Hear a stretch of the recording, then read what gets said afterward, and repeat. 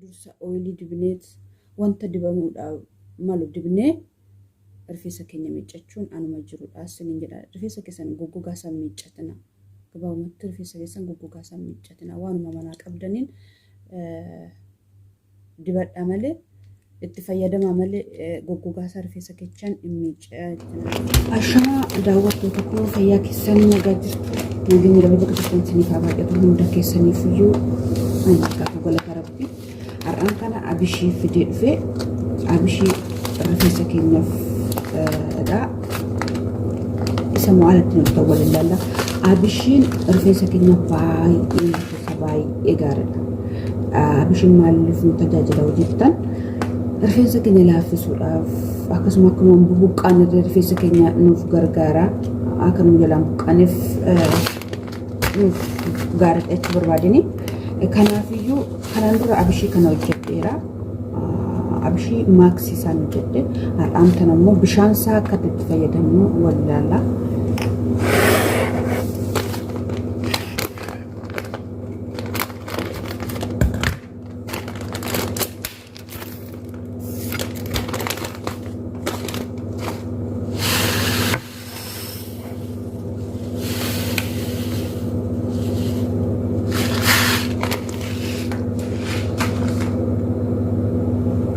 Gaariidhaan rifeensa keenya laaffisa asitti naqadha danfisuudhaaf waan ta'eef asitti naqadha.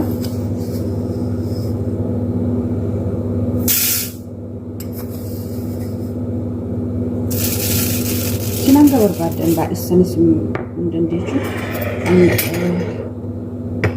maankaa takkaa fi gimnaatti naqee isaan booda immoo asitti bishaan naqadha.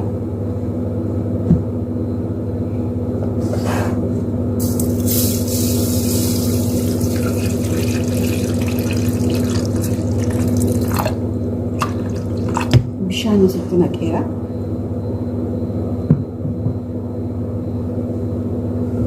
Amma ibiddarra godhadheen sin agarsiisa jechuudha. Kan irraa baaseera amma naaf qabbaneeyuuni amma asirratti dhimbine waliin daawwanna.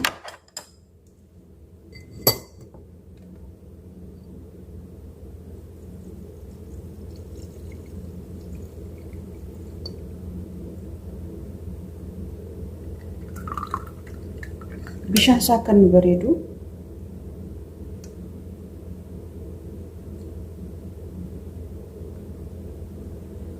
abishiin dhugaatiidhaafis nu gargaara. Daakusa warroonni keessattiyyuu dhukkuba coggaarraa qabdan baay'ee gaariidha.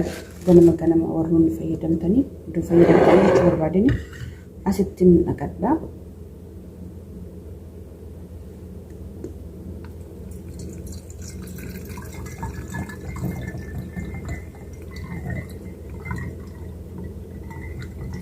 Daakusaatis daakama bittanii baay'ee bareedaadha. Isas dibachuu hin dandeessu rifeensa keessan ooyiliidhaan maktanii jechuudha. Ooyilii barbaadanii maktanii daakusaanis hin dibatamaa jechuu barbaadani.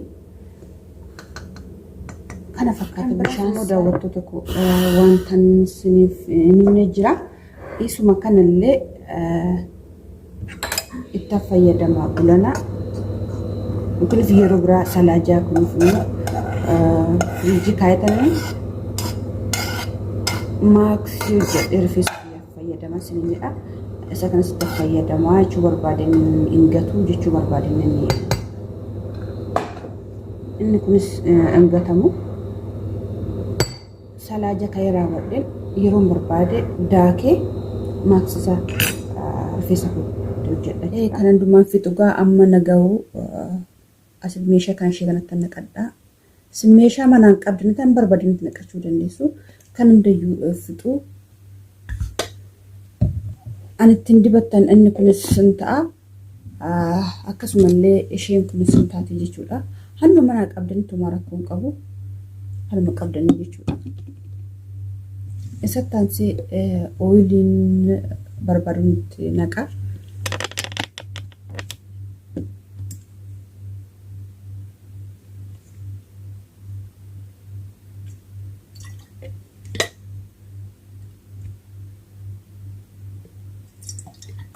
xiqqoon baay'ee rifeensi koo kanan daffitu waan ta'eef kanarraa qannase. Asitti kokonaa ooyiliin itti godha. Kokonaa ooyiliin rifeensa keenyaaf bareeda. Isin hin beektu gariin kechan jedhee yaada rifeensa keenyaaf baay'ee gaariidha. Garuu ananaaf gaarii ta'e isiniif gaarii ta'uu dhiisuu danda'a. Asirratti daawwattoota koo isin yaala ani garuu itti bu'aa argadhe isiniin jechuu barbaade malee kan anaaf ta'e isiniif ta'uu dhiisuu danda'a. Kanaafiyyuu anaaf baay'ee gaariidha. Hoggaa miiccachuudha jedhee kan itti godhaatti dibadha rifeensa koo jechuudha. Akkasuma immoo dibachuus hin dandeechu hoggaa miiccattanii suma rakkoo qabu. Asittis kana isaan kana lamaan yeroo miiccachuudha jedhen itti naqadha rifeensa koo tokko dibadha jechuudha. Isaan kana lamaan jechuudha yeroo miiccachuudha jedhe. Kanaafiyyuu baay'ee bareedaadha. Itti fayyadama. Aamlaanis akkasumallee kokonaan ooyiliinis baay'ee gaariidha. Rifeensa keenyaaf dheeressuudhaaf akkasumallee isaan buqqaan irree nurraa ittisuudhaaf yookiin akka nu walaan rifeensi keenya buqqaan dhorkuudhaaf illee baay'ee gaariidha. Aamlaan akkuma isin jedhe foolii isaatu xiqqoo gaarii miti malee foolii isaatiif miiccachuudhaaf bareeda isin jedhe miiccattuu homaa rakkoo hin qabu. Garuu dibattanii bakka hojii deemuudhaaf isinitti hin tolu. Urgaa qaba tokko foolii qaba waan ta'eef namatti hin tolu jechuu barbaadani. Kanallee wayyaa kokonaallee wayya malee aamlaan badaa foolii qaba. Aamlaallee wayya kokonaallee wayya jechuu kooti. Kokonaan akkas foolii badaa hin qabu.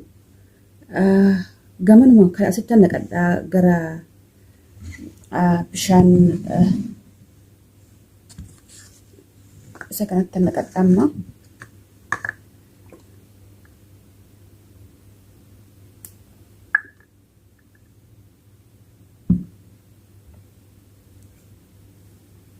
Isin akka rifeensi keessan baay'ina ta'etti fayyadamuu dandeessu. Akka baay'ina qabutti rifeensi keessan ooyilii raayis akkasuma bishaan abishiis baay'istanii hin dandeessu. Maaliif murteessaan baay'ina rifeensa keessaniiti. Asittan naqadha.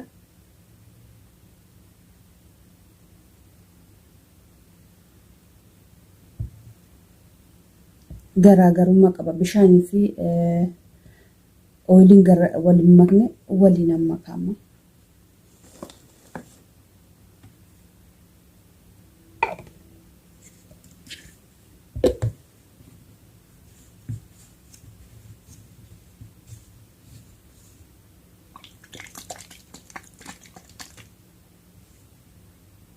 Agartanii akka inni wal make.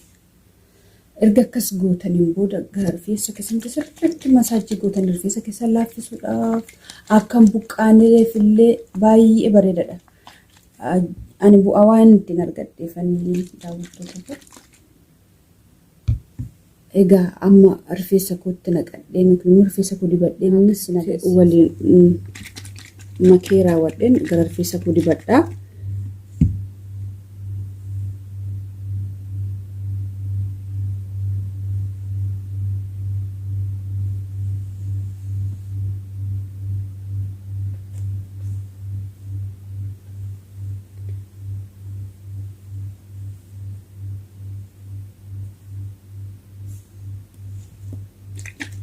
Asirratti waanan isiniin jechuu barbaadu rifeensa keenya miiccachuudhaan dursa rifeensa keenya goggogaa isaa doo miiccachuu baannee rifeensa keenya ooyilii hin qabne yookiin immoo zayitii hin qabne yookiin immoo maaksiiwwan garaagaraa doon dibiin akkasuma miiccachuun baay'ee rifeensa keenya irratti miidhaa nu jalaa fidadhee yaada.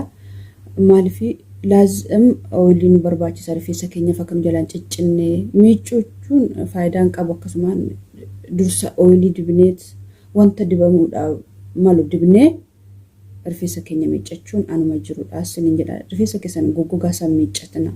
Gabaabumatti rifeensa keessan goggogaa isaa miiccatina. Waanuma manaa qabdaniin dibadhaa malee itti fayyadamaa malee goggogaa isaa rifeensa keessan hin miiccatina isiniin jedha. Akka kootti isinitti moo amma iddoo lamatti addaan baasee jijjiirama agartuu sun iyyuu haala gaariidhaan rifeensa keessan kunuunsitan taanaan rifeensumti dheeranne hin jiru yoo haaluma kunuunsaa keenya irratti malee rifeensumti hundi hin dheeranne hin jiru.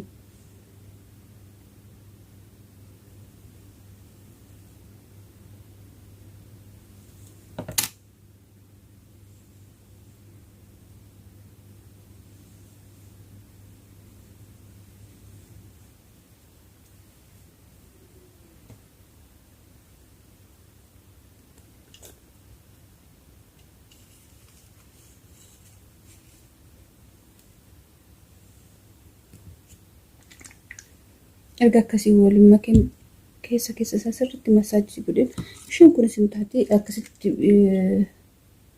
biifuudhaaf hin ta'a kunis hin jedha kana soomanaa qabaattan anuma qabdan namaa hin qabu ani isa kanan fayyadame badaa gannaqa garuu maaliif bishaan waan ta'eef dafeet keessa darbabeettan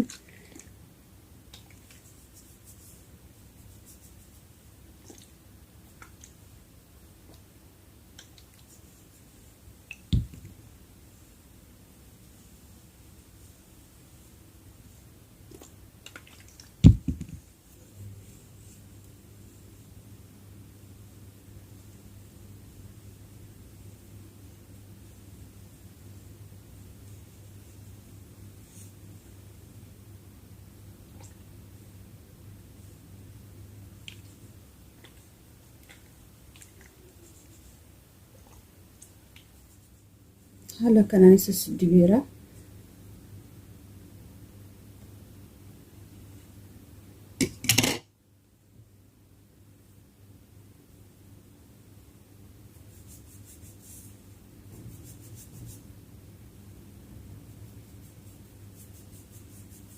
masaajii akkasitti rifeensa keenya gaariidha masaajii erga wanta dibattaniin booda akkasitti masaajii gootan baay'ee gaariidha.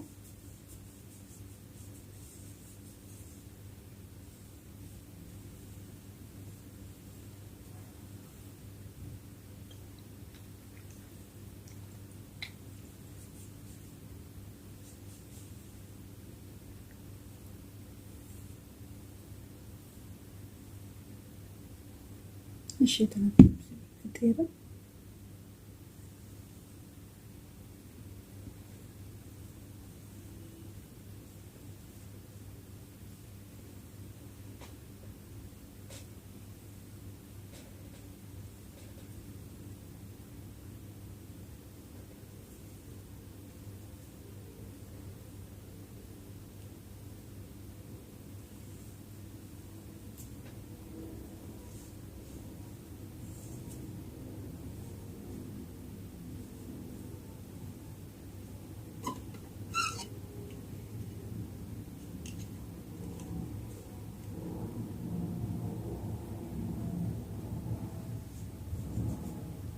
kana fakkaata sa'aatii takka isaa ta'u sa'aatii walakkaa ta'us ofirra tursiisan miicadha sa'aatii isaa isin beeka akka kaafu keessanii fuuga dibattan jechuudha murteessa isinidha kana fakkaata viidiyoon koo yoo jaalattan like subscribe naaf godhaa fayyaa keessan naaf ta'a.